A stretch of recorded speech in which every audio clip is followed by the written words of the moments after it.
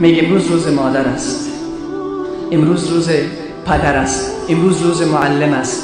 و خدا قسم اسلام عزیز ما میگه هر روز مادر است. برو پای مادر رو ببوس هر روز، عبادت است.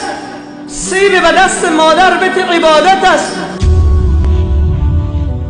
عایشه سالگیره نداشت، ابوبکر سالگیره نداشت، عمر سالگیره نداشت. این سالگیره ها را چی میکنی؟ چه بدرد میخورد که دختر نماز نمیخواند؟ کیک آوردن به نام سالگیره نیست در اسلام. سالگیره در اسلام جا ندارد. از عیسوی ها آمدن، تو دینی به نام دین اسلام داری. اونهایی که در آمریکا و اروپا هستن اینها را به من و تو تقدیم کردن، این تحفه های بدبویشان را، این تحفه های گندیدهشان را